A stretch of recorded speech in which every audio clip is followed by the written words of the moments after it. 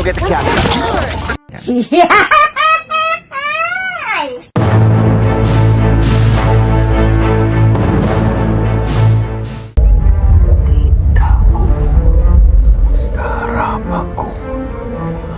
Film diawali dengan diperlihatkan seorang pria bernama Glass. Ia adalah orang Eropa yang menikah dengan salah satu wanita Indian dari suku Pawnee. Suku Pawnee merupakan salah satu suku Indian asli di antara banyaknya suku-suku Indian di Amerika. Saat ini, Glass bersama anaknya bernama Hawk sedang bekerja pada seorang pengusaha bulu hewan asal Eropa bernama Kapten Henry. Di sana Glass bertugas menjadi penunjuk jalan di hutan Amerika. Siang hari beberapa pria sedang asyik berburu rusa di tengah hutan. Sayangnya saat asyik berkemah, tiba-tiba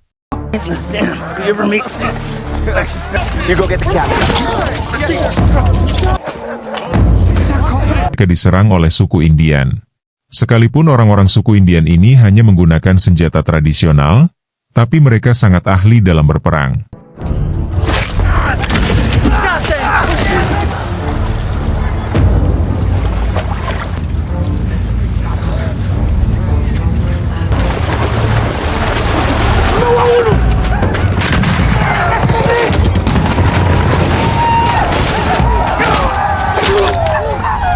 Satu persatu anggota mereka dibunuh menggunakan anak panah yang datangnya entah dari mana.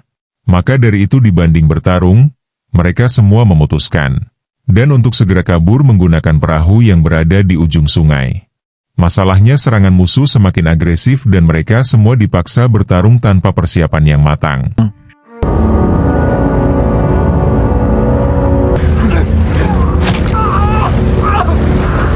Dengan terburu-buru, mereka semua akhirnya berhasil naik ke atas perahu. Tak lupa hasil buruan tadi juga diangkut untuk dibawa pergi.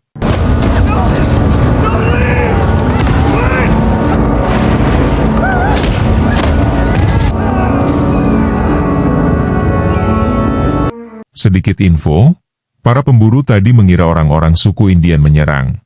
Karena ingin merebut hasil buruannya, tapi dugaan mereka ternyata salah besar. Sebenarnya semua kekacauan ini terjadi karena sang kepala suku sedang mencari putrinya yang infonya diculik oleh para pemburu. Jadi di tahun 1823 masih sangat jarang ditemui perahu yang memiliki mesin. Makanya kecepatan mereka hanya bermodalkan deras arus sungai.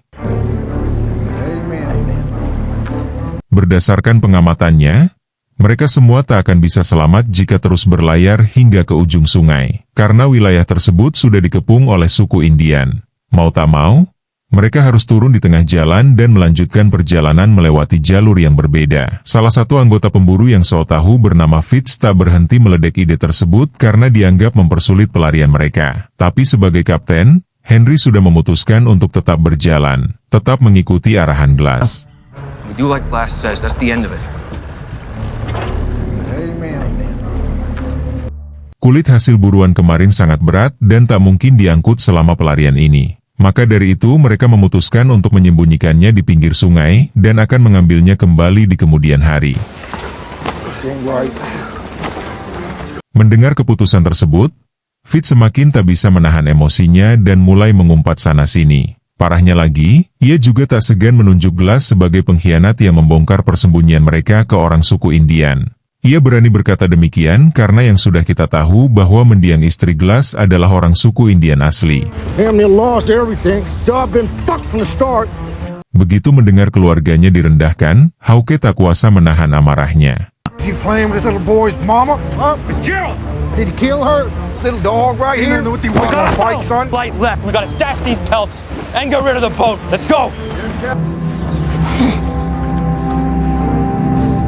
Malam itu, Hawke tak kuasa menahan air matanya karena harus melihat ayahnya terus direndahkan oleh Fitz. Tapi sebagai ayah, Glass mencoba meyakinkannya untuk tetap bersabar. Singkat cerita, keesokan paginya, dugaan Glass ternyata benar. Pasukan suku Indian kemarin ternyata sudah menunggu di ujung sungai. Seandainya ngotot berlayar, maka tak satu pun dari mereka yang akan selamat. Untuk kembali ke markas, Glass dan rombongannya harus menempuh perjalanan sekitar 2 minggu melewati hutan di pegunungan. Was it the right decision, leaving the boat? Sebagai pemandu wilayah, setiap pagi ia bangun lebih awal untuk memastikan jalurnya aman dan akan ditempuh oleh rekan-rekannya. Tapi pagi itu, Glass harus bernasib sia, karena saat menyisiri hutan yang begitu hening, tiba-tiba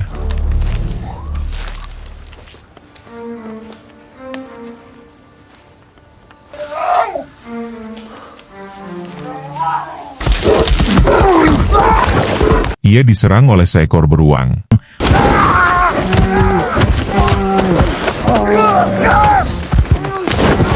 Walaupun mengalami sakit yang luar biasa karena tubuhnya telah dicabik-cabik, Glass berusaha untuk tetap tenang dan berpura-pura mati. Karena beruang umumnya sangat suka bermain dengan mangsanya.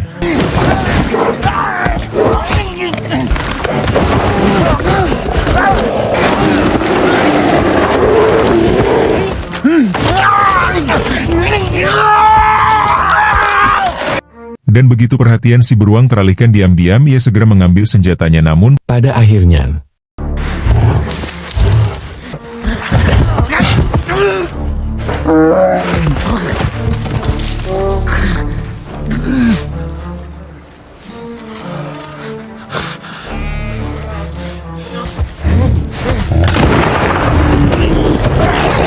serangan tadi tak cukup menumbangkan si beruang karena hanya melukai bahunya. Kali ini Glass benar-benar diserang tanpa ampun, namun sekali lagi ia berusaha untuk tak bergerak agar si beruang mengiranya telah mati. Dari sana ia kemudian merogoh pisau di sakunya dan mulai kembali bertarung sekuat tenaga. Tapi yang terjadi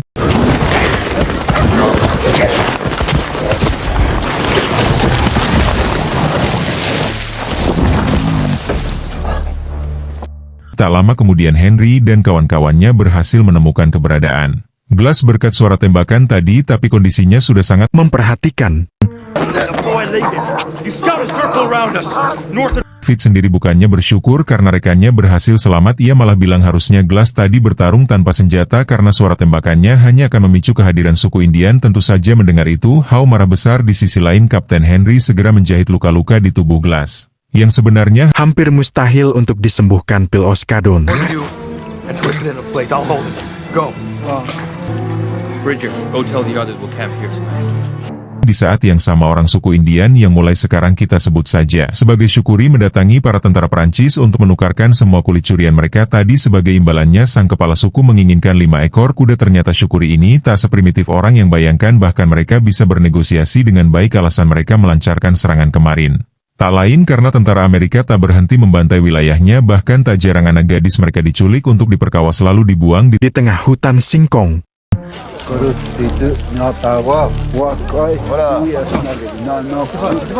On avait un accord, vous devez l'honorer. I want everybody up and crack.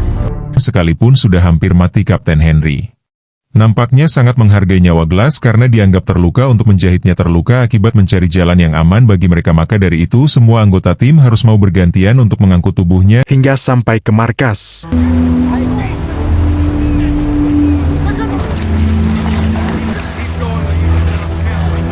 Glass sendiri masih sadar, namun ia tak bisa menggerakkan seluruh tubuhnya, bahkan tak mampu untuk mengeluarkan suara. Beberapa dari anggota pemburu berharap Glass mati sekalian agar tak menjadi beban, namun Kapten Henry tetap ngotot untuk membawanya.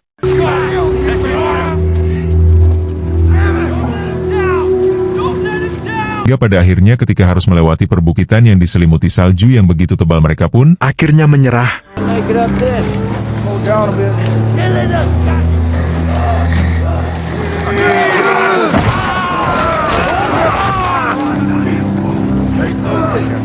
Dibanding ditinggalkan di tengah hutan dan mati secara perlahan, Kapten Henry berencana untuk mengakhiri penderitaan Glass saat itu juga dengan cara membunuhnya. Namun Hawk menolak ide tersebut dan memilih untuk menemani ayahnya hingga ajalnya tiba. Tapi sampai akhir Kapten Henry juga nampaknya tak sanggup membunuh Glass. Maka dari itu ia kemudian mengeluarkan sayembara, di mana siapa saja yang mau menemani Glass hingga nafas terakhirnya akan diberikan imbalan berupa uang $100. Selain Hawk, seorang pemburu muda bernama Bridge juga bersedia untuk menemani Glass sekalipun tak dibayar. Di sini, Pete melihat sebuah kesempatan di mana ia juga bersedia untuk menetap. Karena dengan begitu, nantinya ia akan mendapatkan bayaran penuh dari upah yang ditoleh oleh Hawk dan Bridge. Kapten Henry sebenarnya agak curiga akan tingkah Fitz, sampai-sampai tak berhenti memperingatkannya untuk perawat gelas dengan sepenuh hati.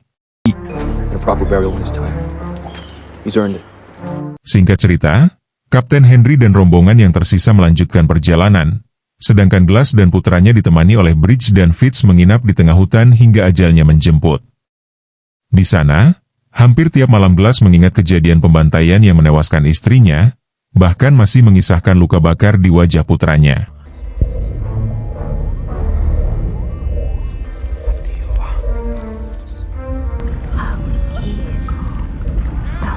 Pembantian tersebut tak lain adalah tentara Amerika itu sendiri, dan sebagai warga negara, ia juga tak bisa mencegah serangan tersebut.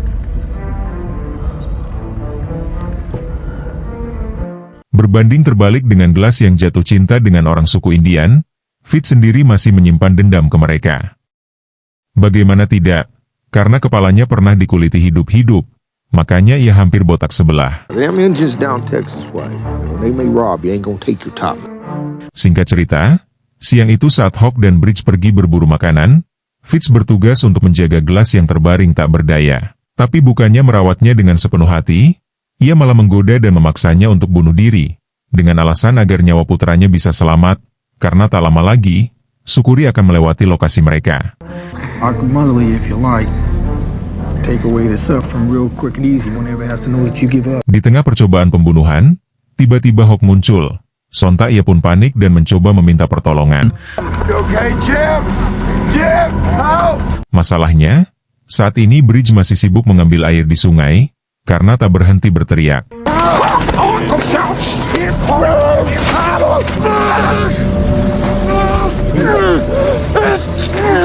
Betapa sakit hatinya Glass saat menyaksikan hal tersebut, tapi ia juga tak bisa berbuat apa-apa.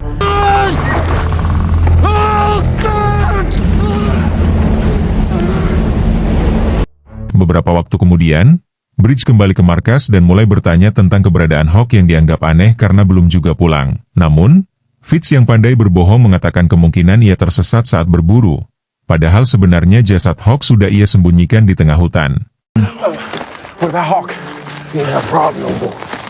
Keesokan paginya, Bridge dibuat kaget karena Fitz tiba-tiba bilang 10 menit lagi orang-orang Sukuri akan melintasi lokasi mereka. Ia juga bilang kemungkinan Hawk mati saat berburu kemarin. Walaupun dalam situasi yang sangat mendesak seperti ini, Bridge tetap ngotot untuk menolong Glass. Karena kesal, ia kemudian menariknya ke liang lahat lalu menguburnya dengan paksa.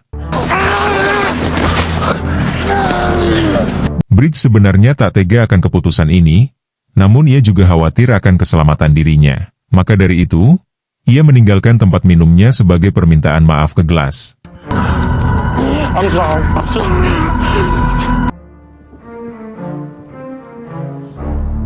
Singkat cerita, keesokan paginya, Glass mencoba bangkit namun tetap saja ia belum sanggup berjalan karena kakinya patah akibat ditindih beruang.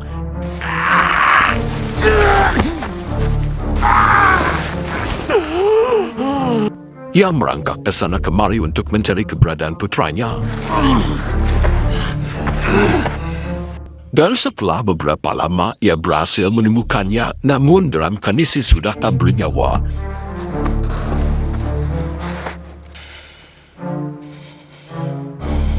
Di saat yang sama, Bridge akhirnya menyadari kalau Fitz telah berbohong setelah menelaah ceritanya kemarin. Mulai dari angka Sukuri yang mengejar mereka berubah jumlahnya setiap kali ia ceritakan dan sebagainya. Karena tak bisa lagi berbohong, akhirnya Fitz pun mengakui dosanya. Namun mau bagaimana lagi, sedikit banyaknya Bridge juga ikut andil dalam perbuatan kemarin. Orang-orang yang bernegara fakta tersebut juga akan beranggapan demikian. Maka dari itu mulai sekarang mereka berdua harus bekerja sama untuk menutupi fakta tentang kematian Glass. You lied to me!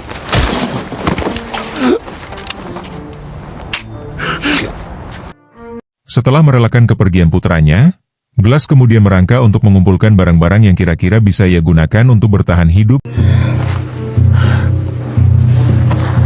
Salah satu yang paling berharga adalah bulu beruang kemarin karena berkat barang tersebut, Setidaknya gelas bisa bertahan di tengah cuaca yang begitu dingin sedangkan untuk makan.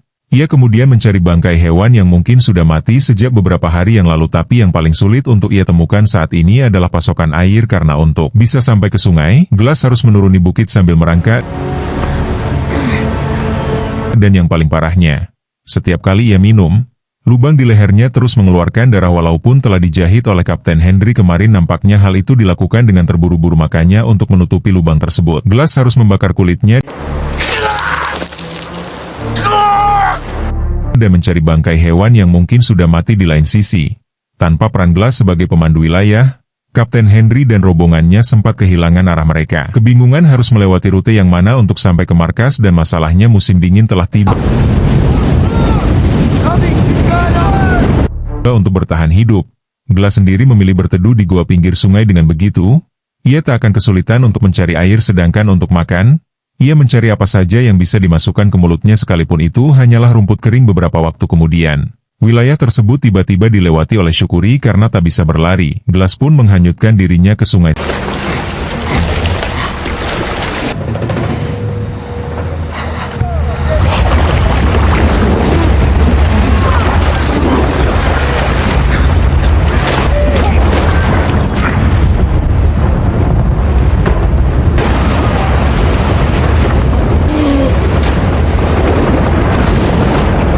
Sekalipun aksi tadi hampir merenggut nyawanya, tapi pada akhirnya ia berhasil selamat.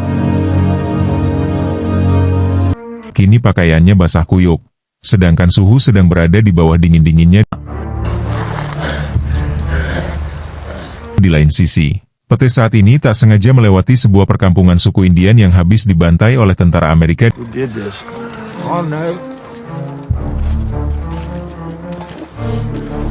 Di sana, ia menemukan 2 ekor kuda yang kemudian digunakan untuk melanjutkan perjalanannya. Waktu kembali berlalu, entah sudah beberapa hari, tapi kita bisa melihat gelas kini sudah bisa berdiri walaupun harus menggunakan tongkat selama beberapa hari belakangan. Ia bertahan hidup dengan cara memancing ikan di sungai menggunakan metode yang cukup sederhana. Saking lamanya tak makan daging segar, ia bahkan memakan tangkapannya hidup-hidup. Hingga pada suatu malam saat asyik beristirahat, ia tak sengaja mendengar suara. Begitu ditelusuri, ternyata ada orang Indian yang sedang asyik menyantap daging bison. Karena kelaparan, gelas pun memohon agar orang tersebut mau berbagi dengannya.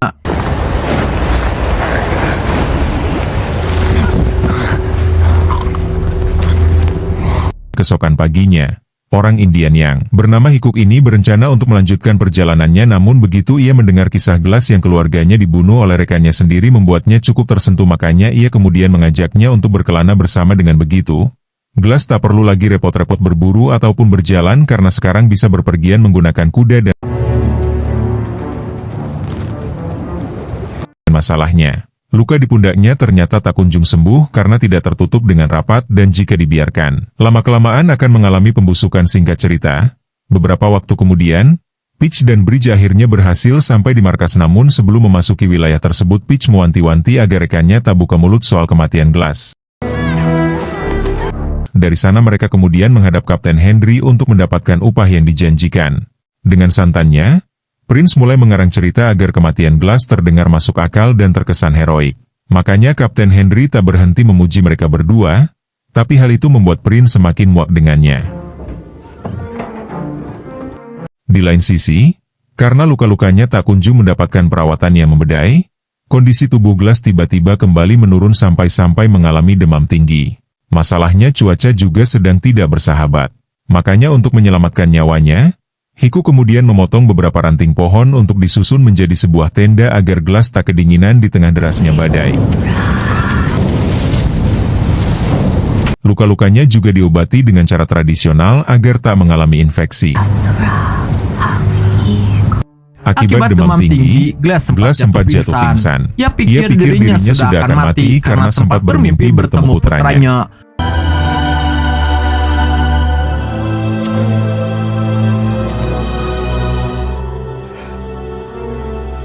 Begitu bangun dari tidurnya, kondisi gelas sudah membaik. Semua itu berkat bantuan Hiku. Namun anehnya, sejak tadi orang itu belum juga kelihatan. Maka dari itu gelas memutuskan untuk mencarinya. Sayangnya belum lama berjalan. Tiba-tiba, Dia menemukan Hiku sudah tewas tergantung di sebuah pohon. Di sana ada papan tulisan yang terpasang pada jasadnya dan itu menandakan kalau ia mati akibat dibunuh oleh orang Amerika atau semacamnya. Dan benar saja, dia tak jauh dari jasad Hiku. Ditemukan terdapat beberapa pemburu yang sedang asyik berkemah.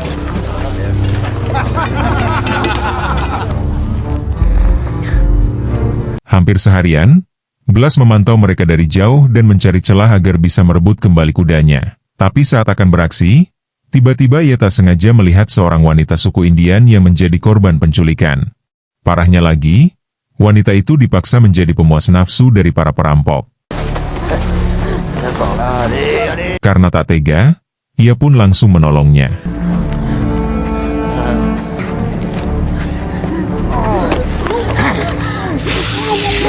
Setelah ditawan, Glass diam-diam mengambil kudanya agar bisa digunakan untuk kabur.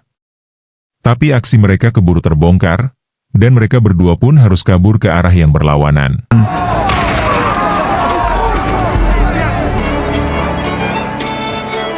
Di lain sisi, malam itu adalah malam pergantian tahun. Kapten Henry dan anggotanya asyik minum-minum di sebuah bar. Suasana yang begitu menyenangkan tiba-tiba berubah ketika Peach yang serakah menanyakan kapan mereka akan kembali ke hutan untuk mengambil hasil buruan kemarin. Sekalipun sudah mendapatkan upah yang cukup luas, nampaknya Peach belum juga puas. Apalagi ia takut kebohongannya akan terbongkar. Maka dari itu, sebelum kebenaran terungkap, Peach berharap bisa mendapatkan modal tambahan sebelum akhirnya kabur ke kota lain. Keesokan paginya, Glass tiba-tiba terbangun karena mendengar suara hentakan kaki kuda. Ternyata para perampok kemarin berhasil mengikuti jejaknya, dan kali ini mereka datang penuh dengan persiapan.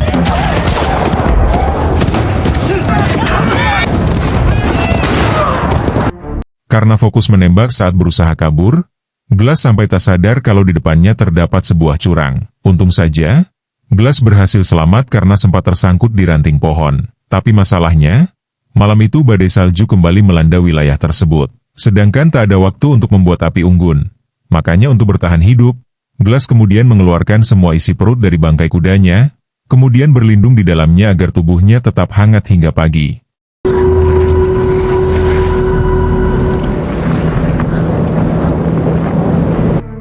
Keesokan paginya, Glass bangun dengan kondisi yang cukup bugar. Sekalipun berlumuran darah, dia tetap berhasil selamat dari derasnya badai. Dia kemudian melanjutkan perjalanan di tengah hamparan salju yang seakan tak ada ujungnya. Bagi manusia biasa, mungkin mereka akan putus asa di situasi seperti ini. Tapi berbeda dengan Glass yang tetap bertahan agar bisa membalaskan kematian putranya.